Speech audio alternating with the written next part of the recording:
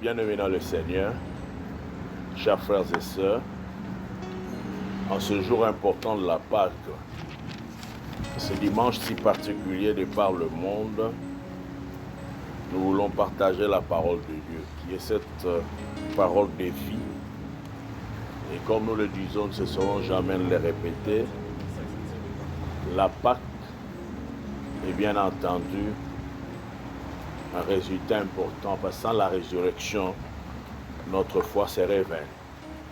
Comme je l'ai dit tantôt, la Pâque de cette année que nous célébrons, c'est 12 avril 2020, c'est une Pâque particulière, une résurrection dans un contexte mondial particulier, une résurrection qui est venue aussi à un bon moment pour nous redonner l'espoir.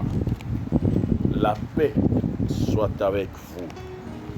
La paix soit avec vous. Ainsi, nous allons lire dans Jean, chapitre 20, le verset 19 à 23, ce qui va nous aider à comprendre ce que le Seigneur veut nous transmettre en ce jour de Pâques, ce jour important pour la foi chrétienne, ce jour important pour l'humanité, non seulement dans la foi, cette humanité qui doit aller dans une espérance importante, comme nous ne cessons jamais de le répéter, les moments difficiles, pousse également l'humanité à réfléchir, à comprendre qui sommes-nous réellement. Jean chapitre 20, verset 19 à 23 déclare ceci. Le soir de ce même dimanche, les disciples étaient réunis dans une maison et ils en avaient fermé les portes à clé, car ils craignaient les autorités juives. Jésus vint et, debout au milieu d'eux, il leur dit, « La paix soit avec vous. » Cela dit, il leur montrant ses mains et ses côtes. Les disciples furent remplis de joie en voyant le Seigneur. Jésus leur dit de nouveau, « La paix soit avec vous. Comme le Père m'a envoyé, moi aussi je vous envoie. » Après ces mots, il souffla sur eux et leur dit, « Recevez le Saint-Esprit. Ceux à qui vous pardonnerez leurs péchés obtiendront le pardon. Ceux à qui vous refuserez le pardon ne l'obtiendront pas. » Parole du Seigneur. Amen. Bien-aimés dans le Seigneur, nous voulons à cette circonstance, à cette occasion de Pâques, de fête de Pâques, cette commémoration, comme je l'ai dit à mon introduction si particulière, que nous puissions, par la grâce du Seigneur, essayer d'aborder 3 points importants que nous avons trouvés très essentiels à travers ces textes. Oui, la première des choses, c'est Jésus qui se montre à ses disciples. Et j'ai été très curieux de constater que Jésus se montre à ses disciples un soir, la nuit. Je crois que si nous parlons de la nuit, les temps que nous sommes en train de passer ces derniers temps, je me rappelle encore quand on échange avec madame, elle dit, mais c'est quel jour? Les gens se trompent même, c'est quel jour de la semaine? Et quand l'homme reste seul, quand l'homme ne voit pas d'issue, ne voit pas de trou, il ne voit pas vraiment de débouché, tout semble être nuit. Tout semble être le soir, tout semble être sombre. C'est ainsi que c'est important pour nous de souligner cela de manière claire. La première des choses que nous aimerions que nous puissions retenir, c'est le fait que Jésus vient voir les disciples, non seulement un dimanche, mais la nuit, le soir. Nous savons ce que peut représenter la nuit, nous savons ce que peut représenter le soir, et nous savons également le temps que l'humanité est en train de passer, pas seulement dans notre pays, la République démocratique du Congo, mais dans le monde entier. Les gens sont inquiets. Cette inquiétude représente la nuit. Cette inquiétude représente un soir où des fois, vous savez, il y a de nuit qui tire en longueur et les gens cherchent à voir le jour et le jour ne se pointe pas. Mais c'est pendant la nuit que le Seigneur vient voir ses disciples. Oui, non seulement il vient le voir la nuit, mais aussi dans une situation désespérée. La Bible déclare, le passage qu'on a lu, ils s'étaient enfermés. Ils étaient enfermés. Et vous voyez même aujourd'hui, beaucoup de gens en train, avec cette situation que nous traversons, les gens deviennent des meilleurs lecteurs de la Bible. On cherche même les confinements, les possibilités de confinement dans la Bible. Et vous voyez même que le Seigneur vient trouver les disciples enfermés. Mais enfermés parce qu'ils avaient peur. Ils avaient peur de quelque chose. Et à l'époque, leur peur était motivé par l'attitude des autorités juives. C'est la même peur que les gens ont aujourd'hui, les mêmes inquiétudes, les questionnements et ceux qui sont dans les différents moyens de communication que les gens ont. Remarquez même comment les fake news essayent de prendre encore l'ampleur, les contradictions, la vie des uns et des autres, des fois ça ne compte pas. Mais c'est pendant ce temps-là que Jésus se pointe. Il pouvait venir à un autre moment pour se faire voir après sa résurrection, se faire voir à ses disciples, le rencontrer. Mais il les rencontre dans une maison. Ils étaient ensemble. Jésus vient à leur rencontre. Bien-aimés dans le Seigneur, ça c'est le premier de 3 messages importants que le Seigneur veut nous transmettre en cette circonstance à travers ces passages. Même quand il s'agit de la nuit, il vient vers nous. Même si tu es dans des inquiétudes, même si ce n'est pas des inquiétudes liées à ces problèmes de coronavirus, mais toute autre inquiétude, où tu ne vois pas d'issue, tu ne vois pas de sortie, où les gens te disent c'est fini. Et vous savez toujours quand on dit c'est une grande sagesse publique, là où l'intelligence humaine s'élimine, c'est là où l'intelligence divine vient agir et fonctionner. Quelle que soit ta nuit, quel que soit cet ombrage que tu vis dans ta vie, parce que nous ne devons pas oublier que le problème, ce n'est pas seulement avec ce que nous vivons actuellement, avec cette pandémie. Le problème, c'est toujours dans l'humanité. L'homme a d'autres désirs, d'autres préoccupations qui essayent un peu tout le temps à le préoccuper, à le ronger. Mais même quand bien même certains créent ce que j'appelle la solitude maladive. Il y a la bonne solitude, mais ils se retirent de tous parce qu'ils ne voient pas d'issue. Mais au moins le Seigneur vient nous dire, il vient nous voir pendant ces temps-là, c'est celui qui ne nous abandonne jamais. La deuxième des choses, c'est moi, quand il se fait voir, il dit, la paix soit avec vous. Mais il le répète à 2 reprises.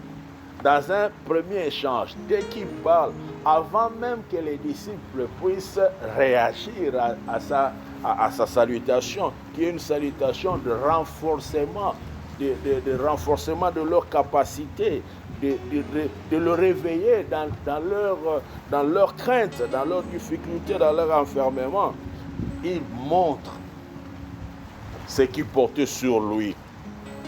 Il dit, après avoir montré ses mains et son côté, il leur répète encore, la paix soit avec vous. Bien-aimés dans le Seigneur, la paix soit avec vous, la paix soit avec nous. Pourquoi la paix? J'ai toujours dit, répété, la paix constitue la première bénédiction que le Seigneur donne à l'humanité. Aujourd'hui, les gens parlent beaucoup de matériel, je n'en disconviens pas. L'Église est trop matérialisée, mais ce que le Seigneur nous donne avant tout, quand il vient s'impliquer ou s'ingérer dans nos vues, dans son droit, qui est normal, c'est Dieu qui nous a tous créés, il nous apporte avant tout la paix.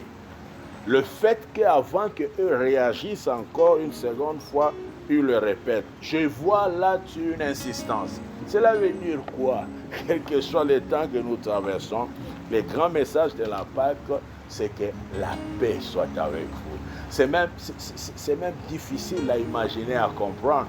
Dans des situations où quelqu'un va dire que la paix soit avec vous. Dans des situations où tout le monde est en train de se préoccuper de quoi que ce soit, vous savez, il y a toujours un sourire important qu'il faut toujours... Même je me rappelle, quand on grandissait, vous provoquez les amis, vous voulez la bataille, mais tu vas voir l'ami qui te lance un sourire là pour te montrer il n'est pas dans cette situation-là. Bien-aimés dans le Seigneur, la paix soit avec vous. Oui, il leur montre ses mains. Il montre aussi son côté, là où on avait percé. Qu'est-ce que cela veut dire également? Que personne ne nous trompe dans la foi, parce que même pour avoir ce qui est excellent, ce qui est meilleur, ça laisse toujours des traces en nous. Pour dire que le Seigneur m'a visité, le Seigneur m'a fait grâce, le Seigneur a fait quelque chose d'inimaginable pour moi. Mais souvent, il le fait quand nous sommes dans un gouffre important, nous sommes dans un trou profond. Et après, on va dire, non, j'étais désespéré. Il y a des gens qui étaient dans des situations difficiles. N'ayons pas honte quand certaines circonstances de la vie laissent des traces sur nous. Parce que c'est à partir de ces traces-là que les gens vont dire, ah, regardez cette soeur-là, regardez ce frère-là, il avait vécu ça, ça et ça. Mais le Seigneur lui a fait grâce, a fait encore de merveilles pour que, en dehors de ces traits-là, ou les gens, ou ces actes-là, vécus dans le passé, des situations très difficiles, mais les gens diront, il a été, elle a été, mais grâce au Seigneur, il est, elle est devenue. C'est très important pour nous et la raison pour laquelle le Seigneur insiste, quelles que soient les circonstances, quand nous sommes en lui, nous avons la paix. De la même manière que les choses qui troublent les autres, à travers la Pâque, nous sourions parce que nous avons la paix. Et j'ai toujours l'habitude de dire que nous parlons beaucoup de l'insécurité, mais l'insécurité la plus difficile, c'est l'insécurité du péché. Celui qui pêche, même quand on ne l'a pas vu, il est en insécurité. On peut donner beaucoup d'exemples, mais j'aime bien les voleurs qui volent la nuit. Regardez, quand on a parlé, Jésus vient visiter la nuit. Mais la nuit, les gens font des fois n'importe quoi. Mais rassurez-vous, un voleur qui a volé la nuit, on ne l'a pas attrapé. Si la journée, il passe autour de cette parcelle-là, si on pouvait prendre sa tension, on verrait que c'est élevé. Parce qu'il s'est dit, peut-être on m'a vu. Les péchés insécurisent. Le Seigneur insiste que la paix soit avec vous. Bien-aimés, la dernière des choses à travers ces passages, c'est quand le Seigneur dit encore aux disciples, recevez le Saint-Esprit. Bien-aimés, bientôt nous serons aussi à la commémoration de la Pentecôte. Mais il y a ce qu'on appelle la Pentecôte particulière, mais aussi la Pentecôte collective. Il leur donne le Saint-Esprit. Vous savez, le Saint-Esprit qui amène une grande intelligence, c'est même l'intelligence parfaite, aide les disciples à comprendre ce qu'il y aura à faire. Recevez le Saint-Esprit avec une mission spécifique, d'aller travailler pour lui, d'aller proclamer les bonnes choses pour ceux qui croiront, mais également, même lui-même il dit, qui vous refuserez le pardon ne l'obtiendront pas. Mais pourquoi on arrive au refus? C'est quand les gens résistent et n'acceptent pas le Seigneur. Bien-aimés dans le Seigneur, que la paix soit avec vous, que la paix soit avec nous et que la Pâque vous apporte la paix réelle. Et la paix réelle, ce n'est qu'avec notre Seigneur Jésus-Christ. Que la paix soit avec le monde entier, que la paix soit avec le Seigneur et qu'à travers ces temps, nous ayons un questionnement important, comment nous vivons avec le Seigneur. Même quand le Seigneur nous promet beaucoup de choses, nous l'attendons à la paix. Mais aussi avec quelle attitude? La meilleure des attitudes, c'est attendre les promesses du Seigneur dans le respect de ce qu'il nous demande de faire. Que la paix soit avec vous, que la paix soit avec nous. Que le Seigneur bénisse sa parole. Amen. Prions. Seigneur, nous te rendons grâce. Merci parce que tu ne cesseras jamais de nous visiter. Et surtout, tu nous visiteras toujours plus dans des moments difficiles. Beaucoup aiment visiter les autres dans de bons moments pour en tirer profit. Mais toi, tu connais le meilleur de profit qu'il y a pour l'homme. C'est notre vie, notre âme, la vie éternelle. Merci parce qu'à travers la résurrection, ceux qui n'avaient pas l'espoir ne pouvaient pas imaginer, même les disciples qui étaient avec toi, que 3 jours après, tu devais être ressuscité.